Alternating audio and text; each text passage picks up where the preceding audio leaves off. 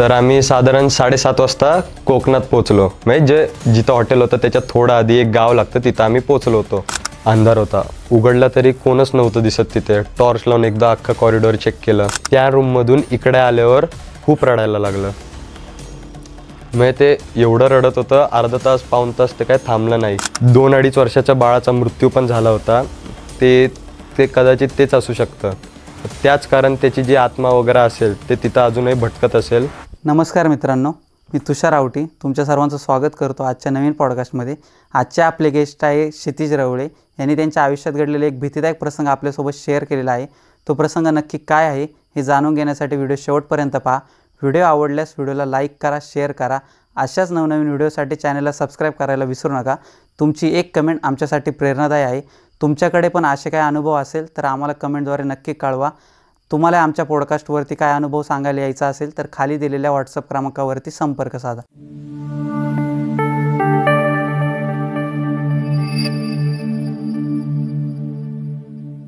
तर क्षितिज, मी तुझं सर्वप्रथम स्वागत करतो आजच्या नवीन पॉडकास्टमध्ये. तुझ्यासोबत जो भयानक प्रसंग घडला होता तो आमच्या ऑडियन्ससोबत तुला शेअर करायचा, तू तो शेअर कर. First of all thank you very much. मी जे आहे ते आहे या टीमचं मी मनापासून स्वागत करेल, अभिनंदन करेल. कारण मी एक हफ्त्याभरापूर्वी कॉन्टॅक्ट केला होता या टीमशी की मला पण तुम्ही एक संधी द्या माझा भयानक प्रसंग सांगायची. तर त्यांनी आज मला जो चान्स दिला त्यामुळे थँक्यू व्हेरी मच. तर माझ्यासोबत हा प्रसंग डिसेंबरमध्ये घडला होता. आम्ही तेव्हा जस्ट नवीन एर्टिगा घेतली होती आणि मग माझ्या पप्पांचं असं ठरलं होतं की आपण एक कोकण ट्रिप काढू, वीकेंड ट्रिपला जाऊ. तर काकाला पण घ्यायचं असं चाललं होतं. काका आदल्या दिवशी आला आमच्या घरी. आम्ही राहायला नारंगावला आहे. तर मग आम्ही प्री बुकिंगचं वगैरे ठरवलं. तर प्री बुकिंगला आम्ही गुगलवरती हॉटेल्स वगैरे चेक केले. तर ऑलमोस्ट सगळे हॉटेल जे चांगले चांगले असतात तर ते फुल होते. तर त्यातलं एक हॉटेल आम्हाला दिसलं ज्याच्यात रूम अवेलेबल होते, फोटोमध्ये पण चांगलं होतं, डिसेंट होतं जरा. तर आम्हाला ते आवडलं. तर आम्ही तिथं जायचं ठरवलं आणि फ्रायडे रात्री काका वगैरे आला, पॅकिंग वगैरे झाली. तर आम्ही दुसऱ्या दिवशी निघायचं ठरवलं. 7 वाजता आम्ही निघालो. जाताना ट्रॅफिक वगैरे लागला आम्हाला थोडा. तर आम्ही साधारण 7:30 वाजता कोकणात पोचलो. म्हणजे जिथं हॉटेल होतं त्याच्यात थोडं आधी एक गाव लागतं, तिथं आम्ही पोचलो होतो. भूक वगैरे लागली होती आम्हाला. आम्ही तिकडे पण असं काही खास डेव्हलपमेंट नव्हती त्या गावची. हॉटेल्स पण नव्हते. अजून एक ढाबा होता, तो पण बंद झालेला होता, जिथं पण असं वडापाव सेंटर म्हणून नाव होतं त्या ढाब्याचं. तर मग आम्ही त्या हॉटेलच्या दिशेने निघालो. तर हॉटेलची सुरुवात अशी असं डोंगरावर येते हॉटेल आणि त्याच्या आधी कच्चा रोड चालू होतो. एकदम घाण आहे, असा दगडी आहे असा. आणि दोन्ही साईडनी जंगल आहे आणि मधून तो रोड जातो आणि वरती हॉटेल आहे. आणि त्याच डोंगराच्या फ्रंट साईडने जर आपण बघितलं ना तर तिथं बीच लागतं, जिथं माणसं वगैरे एन्जॉय करतात. आणि मध्ये असं जंगल आहे असं रान. आणि तिथं इंग्लिशमध्ये पण असं लिहिलेलं होतं, बोर्ड होता की ॲनिमल क्रॉसिंग रोड असं लिहिलं होतं स्पष्ट भाषेत. तर आम्ही त्या वाटचालीस लागलो. आम्ही थोडं पुढे गेलो आणि आमच्या गाडीचा टायरच पंक्चर झाला.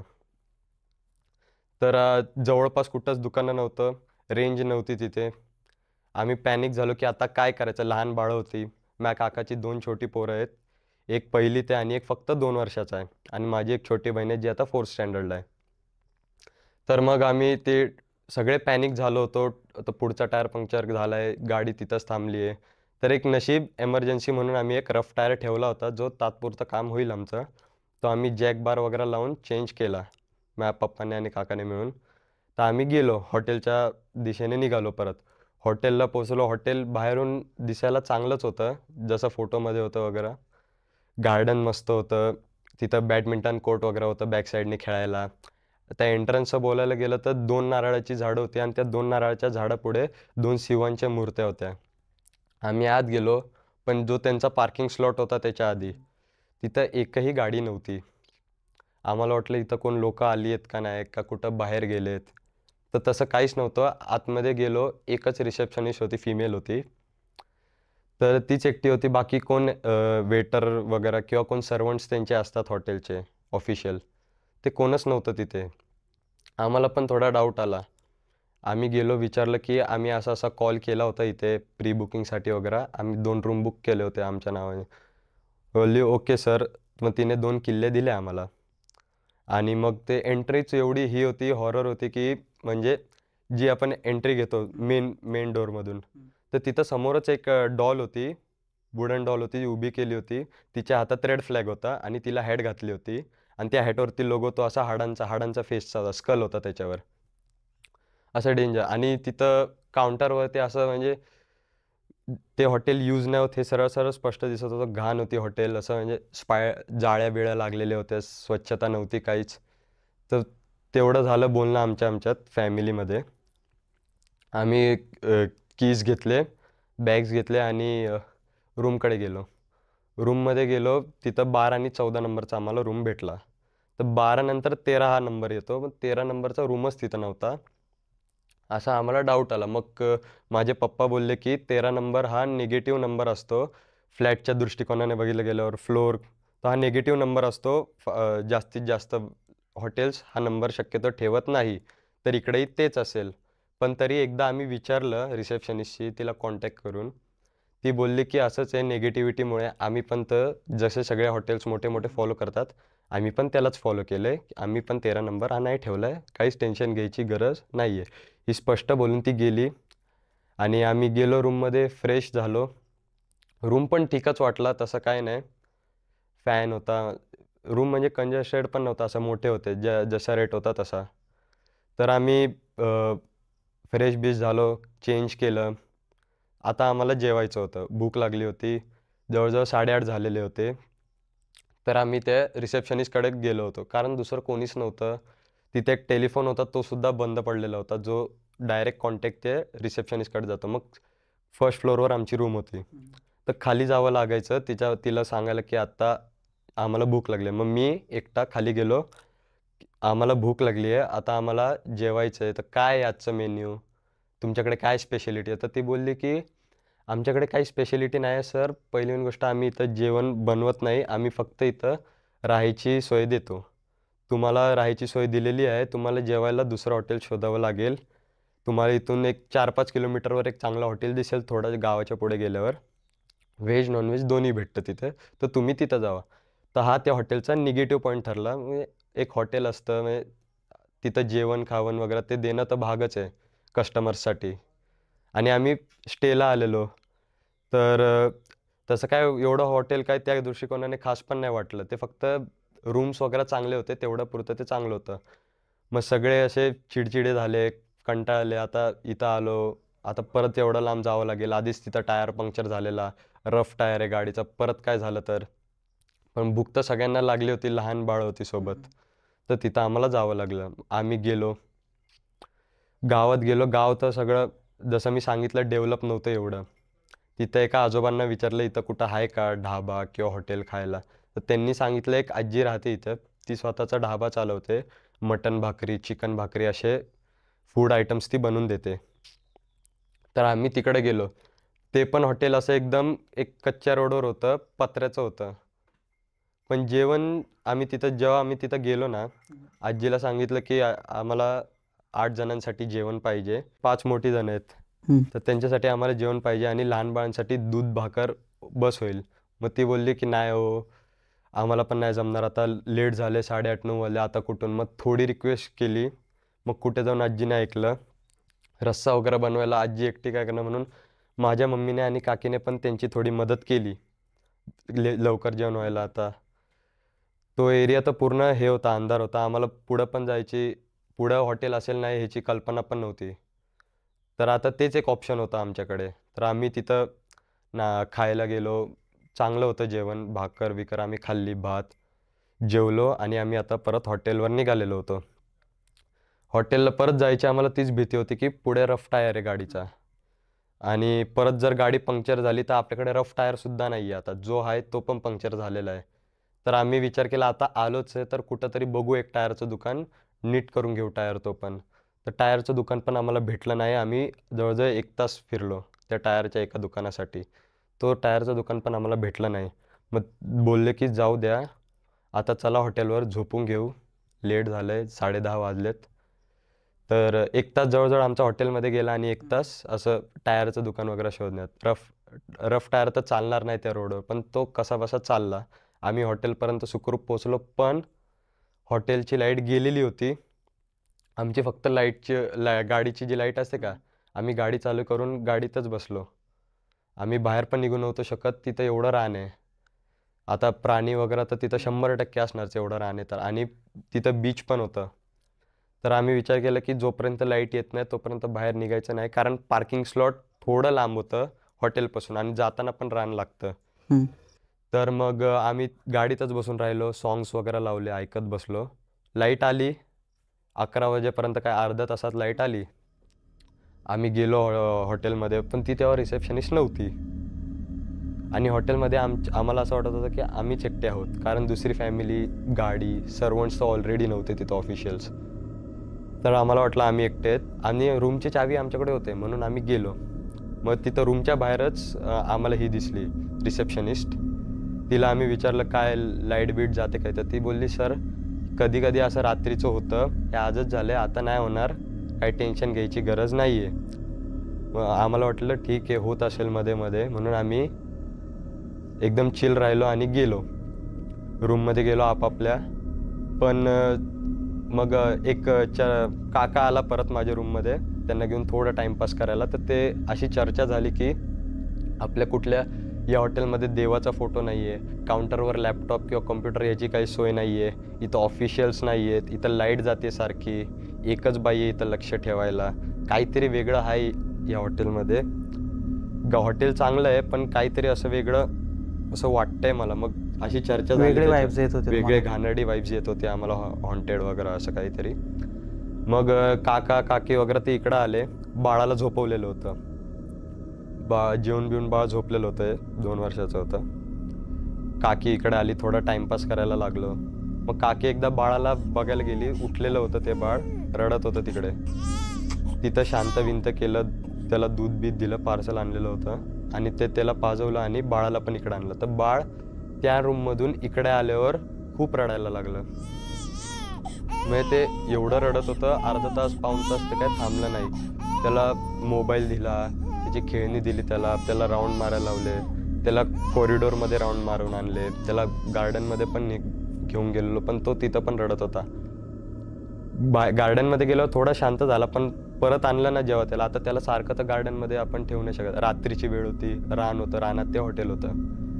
तर मग आम्ही ते बाळाला काकाने परत आणलं. तो परत त्याच रूममध्ये आल्यावर तो परत रडायला लागला. तो एवढा रडायला लागला, परत तो रडायला लागला. मग काकी बोलली जाऊ दे, आम्ही जातो आता, खूप लेट झालंय. मग बाळ तिथं गेल्यावर शांत झालं, झोपलं. मग कॉल टू कॉल चर्चा होत गेली की आता बाळ झोपलंय, शांत आहे. मग हा झालंय आता सगळं ओके, आता आपण झोपू शकतो. परत लाईट गेली, फॅन बिन गरम व्हायला लागलं खूप तिथे. परत मग लाईट गेली होती म्हणून भीती वाटत होती. मग परत ते इथं आले. मग ॲज युजल बाळ परत रडायला लागलं. मग आम्ही टॉर्च लाईट लावली, त्याला खूप शांत करायचा प्रयत्न केला, नाही. मग आम्ही त्यांच्या रूममध्ये गेलो. गेल्यावर बाळ शांत राहिलं, खेळत होतं. रात्रीची त्याला काही म्हणजे असं झोपायला पाहिजे, त्याने तो झोपला पण नव्हता. म्हणजे तिथं तो शांत होता त्या रूममध्ये 14 नंबरच्या. पण जेव्हा तो असं 12 नंबरच्या रूममध्ये यायचा ना, तेव्हा रडायला लागायचा, किंचाळायचा सारखा, आणि थांबायचाच नाही तो. असं व्हायचं त्याच्यासोबत. आणि माझी बहीण आणि एक काकाचा एक मुलगा आहे, फर्स्ट स्टँडर्डला आहे, ते दोघं त्याला चांगले खेळवायचे. तो त्यांच्याकडूनही ऐकत नव्हता. त्याला किती गार्डनमध्ये अंधारात न्या, काही करा, अंधार होता, कुठे बाहेर पण नव्हते नेऊ शकत. ते झालं. मग त्यांच्या रूममध्ये आम्ही गेलो, तिथं विचार केला की मग तेव्हा त्यांच्या रूममध्ये गेलो, मग लाईट आली. आम्ही मग त्यांच्या रूममध्ये गेलो, थोडं कॅट पत्ते बित्ते खेळलो, मोबाईलवर आपण टाईमपास करत बसलो. रात्रीची झोप नव्हती येत कोणाला, असं सगळे एकत्र टाईमपास करायला गेलो. मग तिथं आहे ना, एकदा खटखटायचा आवाज आला. तो भास झाला सगळ्यांना, असं आवाज आला होता सगळ्यांना, हे शुअर होतं. उघडून बघितलं, कोणच नव्हतं. कॉरिडॉरची लाईट आणि बंद होती. मग ती कॉरिडॉरची लाईट आम्ही चालू केली तर त्याचा बल्ब उडालेला होता, म्हणून कॉरिडॉरची पण लाईट चालू नव्हती होऊ शकत. अख्खं कॉरिडॉर अंधाराचं होतं. मग झालं. मग आता पप्पा बोलले की चला आपण जाऊ झोपायला, जास्तच वेळ झाला, 12:30 वाजलेत. आम्ही ह्या रूममध्ये आलो ना, मग आमच्या रूममध्ये परत 2दा खटखटायचा आवाज आला. एकदा आला, परत 2 मिनिटानंतर आला, आणि सेम असंच बाजूच्या रूममध्ये पण होत होतं. मग फोन आला, असा आवाज आला होता का. मग काका बोलला जाऊ द्या आपण एकत्रच झोपू, मला काही सेफ वाटत नाही आहे. मग आम्ही असं ठरवलं की उद्या सकाळी हे हॉटेल लवकरात लवकर सोडायचं, फ्रेश बिश होऊन आणि दुसरीकडे जायचं. दुसरं कोणतंही हॉटेल चालेल पण हे नको, इथं काय वेगळं खूपच वेगळं वाटतंय. खूप घाणेरडी वाईब येते इथं, सारखे भास होतात ते. हा बरोबर त्या 12 नंबरच्या रूममध्ये जाऊन झोपतोय. मग आम्ही रडतोय. मग आम्ही त्या 12 नंबरच्या रूममधून आम्ही काकाकडे गेलो एकत्र झोपायला. गादी मागवली एक्स्ट्रा, ती गादी मागवायला फोन केला, फोन काय उचलला नाही. आता खाली झोपणं, बेड एकच होता. तर आम्ही खाली ॲडजस्ट करून झोपलो, पण आम्ही त्या 12 नंबरच्या रूममध्ये गेलो नाही. परत तिथं एकदा खटखटायचा आवाज आला. कॉरिडॉर तर उघडू नव्हतो शकत, अंधार होता. उघडला तरी कोणच नव्हतं दिसत तिथे. टॉर्च लावून एकदा अख्खा कॉरिडॉर चेक केलं, कोणच नव्हतं. आणि आमच्यासोबत कोण असे दुसरे प्रवासी पण नव्हते की जे तिथं रूम घेतलं आहे त्यांनी, ते तिथं स्टे करतायत आज रात्री, असं कोणीच नव्हतं. आणि रिसेप्शनिस्टचा पण त्या रात्री काहीच पत्ता नव्हता. कॉल केले, रिचेबलच नव्हता, नॉट रिचेबल दाखवत होतं. मग आम्ही झोपायचं खूप ट्राय केला पण नाही होत. लाईट होती, टी व्ही पण होता, मग टी व्ही चालू केला. टी व्हीवर पण असे काही खास नाही, 1-2च मोजके चॅनल. त्यांचा तिकडचा कोणता केबल होता काय माहिती, एखाद 2च चॅनल होते. एक न्यूजचा होता आणि एक हॉरर मूवीजचा होता. तिथं पण हॉरर मूवीजच चालू होते, म्हणून तो टी व्ही पण बघायची कोणाला इच्छा झाली नाही. त्यांचे मोजून 2च चॅनल होते. न्यूज बघून तर काय मतलब नव्हती रात्रीची. फॅमिलीला काहीतरी इंटरेस्टिंग बघायचं होतं, असं अपेक्षित होतं की असतील जास्त चॅनल, पण 2च चॅनल होते त्या टी व्हीवरती पण. आणि त्या हॉटेलमध्ये वायफाय पण नव्हता. असं म्हणजे स्मार्ट टी व्ही होता पण वायफाय नव्हता तिथे. वायफाय नसल्यामुळे तो एक प्रॉब्लेम झाला. पत्ते तर खेळून झाले होते, पत्त्यांनी पण बोर झाले होते. वरतून अचानक एक पाल पडली. मग असे ती माझ्या पप्पांच्या अंगावर पडली ॲक्च्युली. आणि मग ते खूप असे घाबरले वगैरे की काय होतं हे सारखं, ही खूप घाणेरडी जागा आहे, आपल्याला लवकरात लवकर सोडावं लागेल. मग त्या रात्री आम्ही एकदा विचार केला की त्या डिटेलमध्ये त्याचे रिव्ह्यूज काढू. तर आम्ही त्याचे रिव्ह्यूज काढले, तर भरपूर जणांनी असं सांगितलं की ती एक हॉन्टेड जागा आहे. आम्ही जे एक्सपिरियन्स करत होतो ना तिकडे, ते सगळ्यांनी तिथं रिव्ह्यूजमध्ये लिहिलेलं होतं. त्या हॉटेलला ॲक्च्युली 1 स्टार रिव्ह्यू पण नव्हता. सगळ्यांनी आपले मतं मांडलेली होती तिथं की जायला पाहिजे का नाही, तिथं काय काय घडतं. आणि सेम तेच आमच्यासोबत घडत होतं. नॉकिंगचा आवाज येत होता, लाईटसारखी ये जा करत होती. काही तर फॅसिलिटीज नाही आहे, जेवणाची पण फॅसिलिटीज नाही आहे इकडं. रूम्स फक्त चांगले आहेत तेवढंच एक आहे. रिसेप्शनिस्ट पण एकच आहे, बाकी कोण सर्वंट्स नाहीत, त्यांचे ऑफिशियल्स नाहीत. हॉटेल पण इथून लांब आहे. मग हे सगळं तर लिहिलं होतं गुगलमध्ये. मग आम्हाला खरा पस्तावा झाला की इथं उगाच आलो.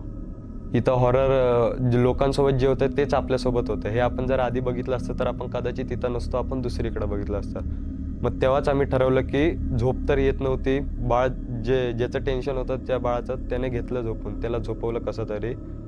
आणि ते 2 बाकीचे उरलेले होते, ते 2 लहान, माझी एक बहीण होती आणि एक पोरगा होता माझ्या काकाचा, ते दोघांनीही घेतलं झोपून. राहिला विषय आमच्या 5 जणांचा. आम्ही कसं तरी अख्खी रात्र ॲडजस्ट केली.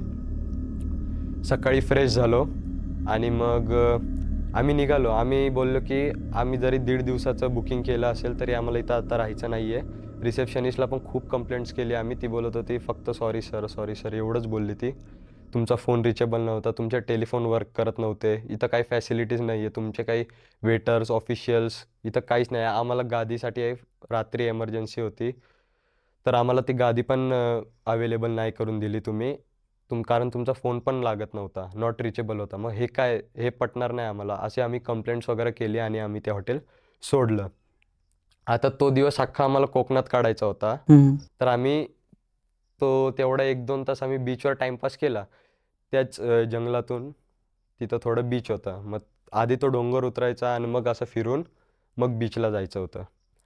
बीचला पोचलो, त्या बीचवरून तो हॉटेल दिसायचा. हॉटेल मोठं होतं.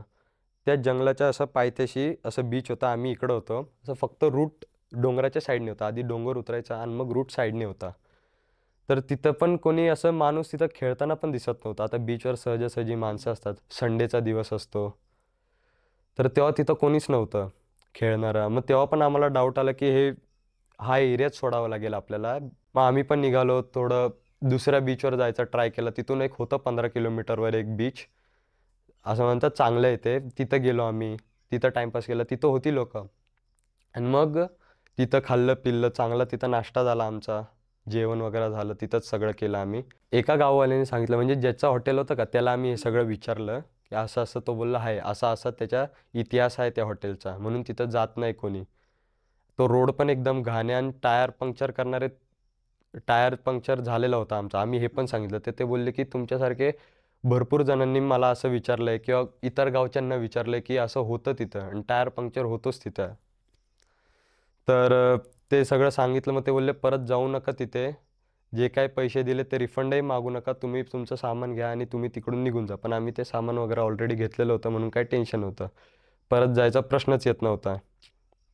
त्यांनी अजून काही भरपूर काही ते इतिहास सांगितला त्या हॉटेलबद्दल, जिथं आम्ही अख्खी एक रात्र काढली. हॉटेलच्या ओनरने आम्हाला हे पण सांगितलं की तिथं एक ते ज्या रूममध्ये तुम्ही राहिला होते, आता रूम नंबर तर माहीत नाही, पण तिकडच्याच एका रूममध्ये एक 2-2.5 वर्षाच्या बाळाचा मृत्यू पण झाला होता. ते ते कदाचित तेच असू शकतं. त्याच कारण त्याची जी आत्मा वगैरे असेल ते तिथं अजूनही भटकत असेल, म्हणून ते अजूनही हॉटेल सेफ नाही आहे आणि हे आजही सगळ्यांना माहिती आहे. म्हणून प्लीज जाऊ नका, परत जाऊ नका तुम्ही तिथे. ते हॉटेल काय आता बंद पण होईल. ते आता काही चालत नाही, काही राहिलं नाही त्याच्यात. ते फक्त ते त्यावेळेस ओनरने बांधलं होतं तेव्हा ते आधी चांगलं चालायचं. गुगलवर अजूनही त्या काळीचेच फोटो आहेत. ते तसं हॉटेल तुम्हाला जरा पण दिसलं नसेल असं. तुम्हाला सुचवलं कोणी होतं ते हॉटेल नक्की? आम्ही गुगलवर स्वतः सर्च केलं होतं, पण वीकेंड असल्यामुळे 4-5 जे हॉटेल होते आम्ही जे शोधले होते ते तर फुल दाखवत होते. 20-25 रूमची हे होती, कॅपॅसिटी होती त्यांची. काहींची जास्त होती, पण सगळे फुल दाखवत होते वीकेंड असल्यामुळे.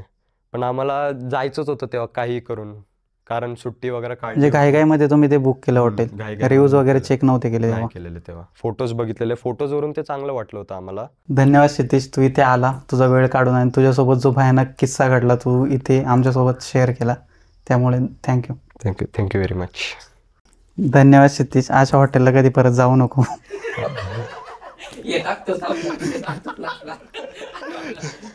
या कॅमेराकडे किती आहे? या ना. ओके, चालेल.